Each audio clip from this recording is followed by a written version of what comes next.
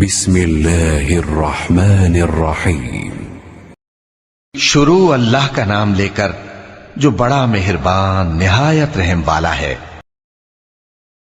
ایک دن حضرت صلی اللہ علیہ وسلم لوگوں میں تشریف فرما تھے کہ آپ کے پاس ایک شخص آیا اور پوچھنے لگا کہ ایمان کسے کہتے ہیں۔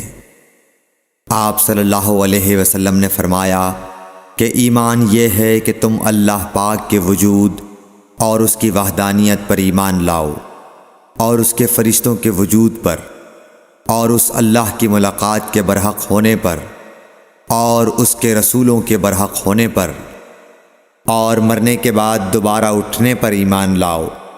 پھر اس نے پوچھا کہ اسلام کیا ہے؟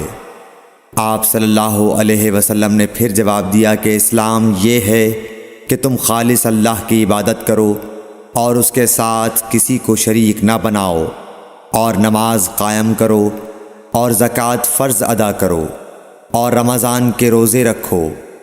پھر اس نے احسان کے متعلق پوچھا۔ آپ صلی اللہ علیہ وسلم نے فرمایا، احسان یہ ہے کہ تم اللہ کی عبادت اس طرح کرو گویا تم اسے دیکھ رہے ہو۔ اگر یہ درجہ نہ حاصل ہو تو پھر یہ تو سمجھو کہ وہ تم کو دیکھ رہا ہے۔ پھر اس نے پوچھا کہ قیامت کب آئے گی؟ آپ صلی اللہ علیہ وسلم نے فرمایا کہ اس کے بارے میں جواب دینے والا پوچھنے والے سے کچھ زیادہ نہیں جانتا، البتہ میں تمہیں اس کی نشانیاں بتلا سکتا ہوں۔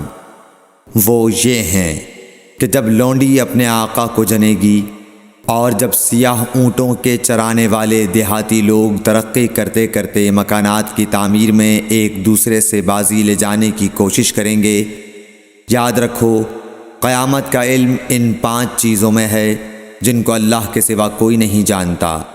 پھر آپ صلی اللہ علیہ وسلم نے یہ آیت پڑھی کہ اللہ ہی کو قیامت کا علم ہے کہ وہ کب ہوگی۔ پھر وہ پوچھنے والا پیٹھ پھیر کر جانے لگا۔ آپ نے فرمایا کہ اسے واپس بلا کر لاؤ۔ لوگ دوڑ پڑے مگر وہ کہیں نظر نہیں آیا۔